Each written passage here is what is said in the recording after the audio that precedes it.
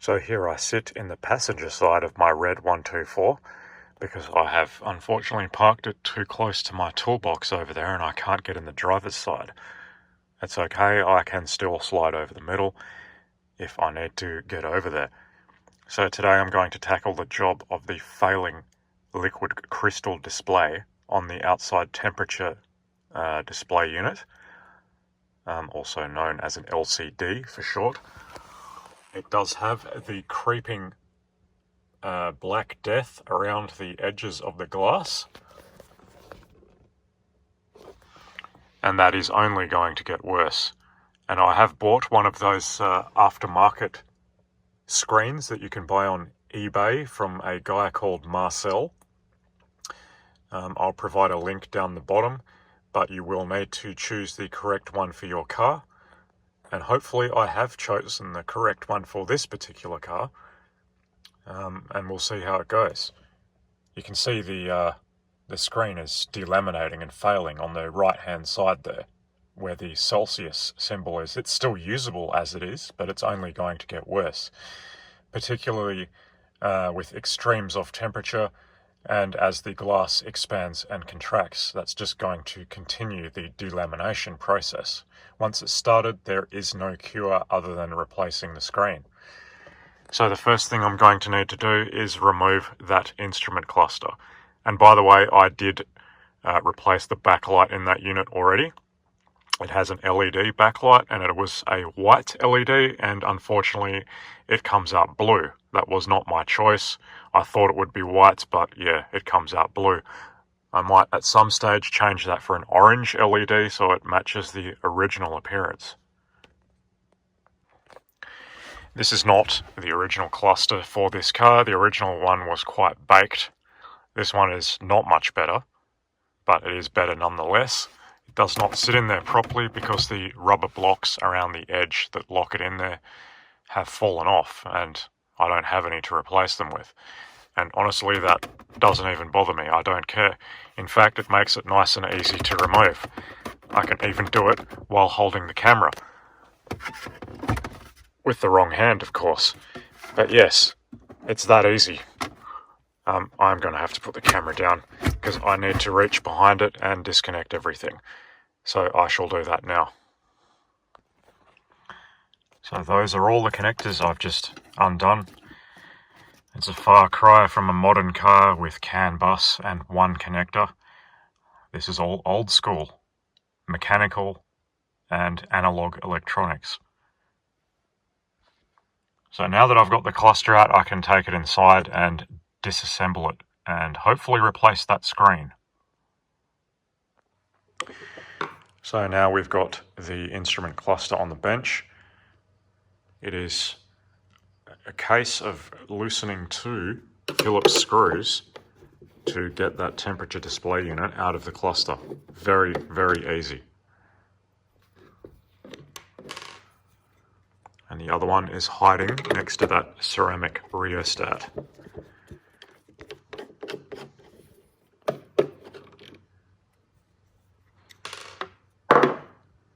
And it just comes straight out.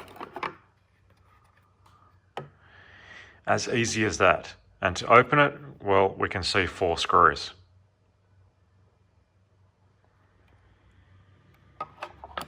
And that is a slightly smaller Phillips screw, so I'll probably need another screwdriver. Incidentally, this is his company logo, the guy that has these LCDs made in China, I believe, to original specifications. That's his website. I'm not a shill that does cash for comments. I paid for this with my own money. And we can see he has carefully wrapped it in toilet paper, so hopefully it has survived the long journey. Let's open this thing up.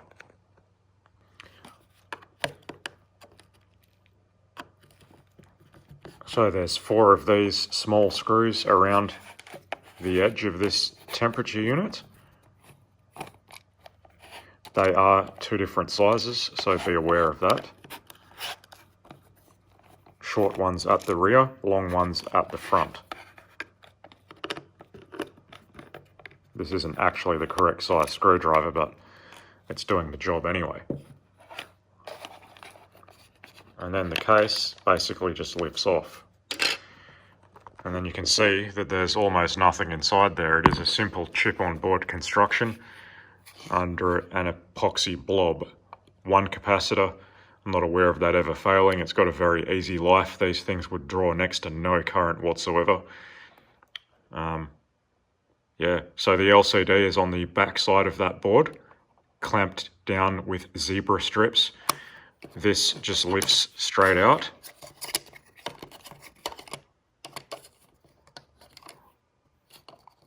And that is all there is to it. And don't worry about these pins. You can't possibly screw it up because they exit the unit in exactly the same orientation that they're soldered to the board. So you really can't screw that up. Now it's just a case of taking off these two screws, and then we will see the backside of the LCD, including the backlight modification that I did in the past.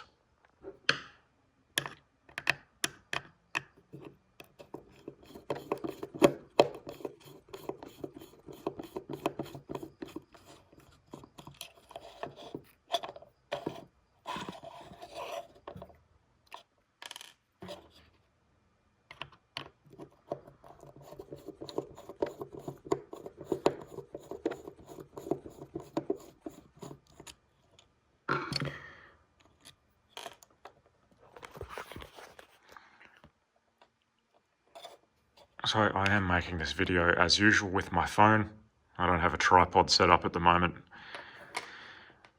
That's the LED backlight I installed. There is a resistor in that heat shrink tubing, and the LED was a standard dome top one, which I have ground to basically a flat rectangular shape, and I have ground off the lens on the top. If you don't do that, you end up with a hot spot on one end of the display. Doing this makes it a more evenly diffused light source, like the original incandescent bulb was.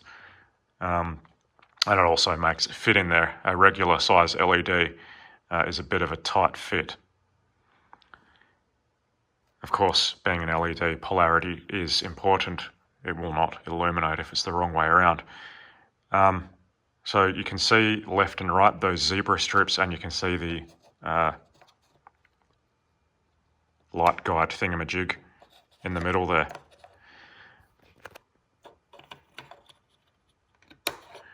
I really need both hands, so I'm going to need to put the camera down.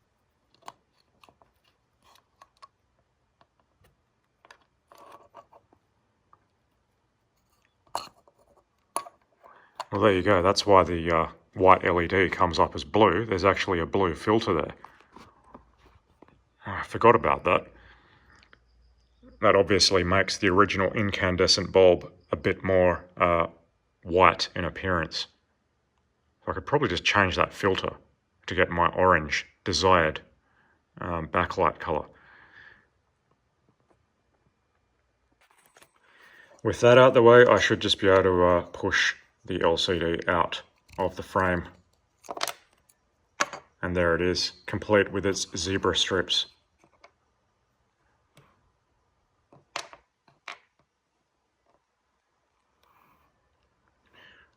Now, one would hope that I can tell which way is up on the new one. Hopefully I can actually see the C symbol there. Otherwise it'll be upside down. So let's get this thing unwrapped from its toilet paper and see what it looks like. So there is the new display. It's kind of hard to tell which way is up, but I can see that there's some kind of glass molding or something that's part of the manufacturing process is up the top there, which is the same orientation as this one, so hopefully that's the correct way around.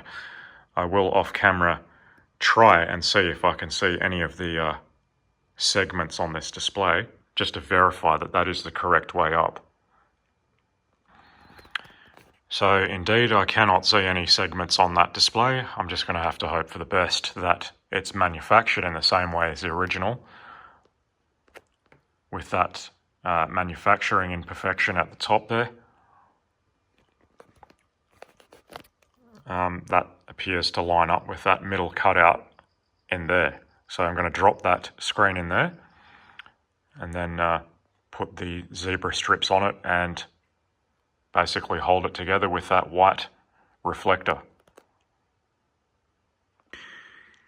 So I've dropped the new LCD into the housing with that manufacturing mark at the top in the cutout as per the original. I do have isopropyl on hand here with a cleaning swab, and I have cleaned the contact areas left and right on that LCD. I'm going to do the same on these zebra strips when it comes time to installing those.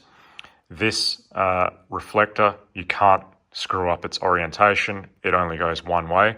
There is a longer tab on one corner there, so yeah, it only goes one way.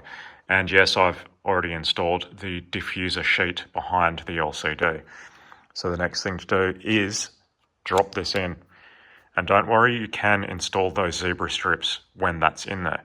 So I'm just going to clean those, the contact sides, and then drop those in.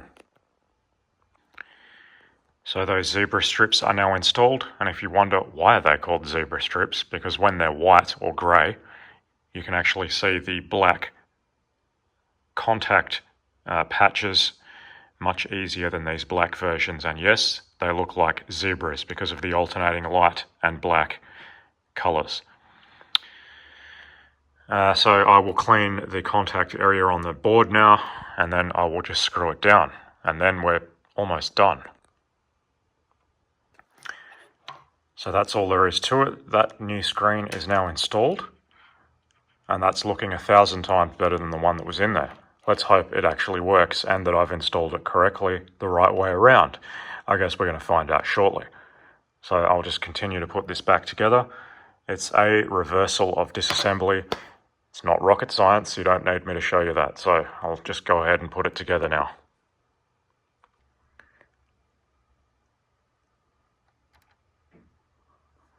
All you need is a 9-volt battery and a test harness, which I've got here, chopped off a poor donor vehicle.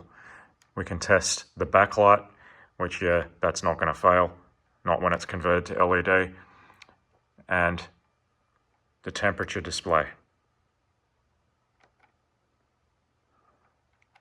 It's normal for that to switch off when there's an illogical reading like this, because I don't have a NTC connected to it,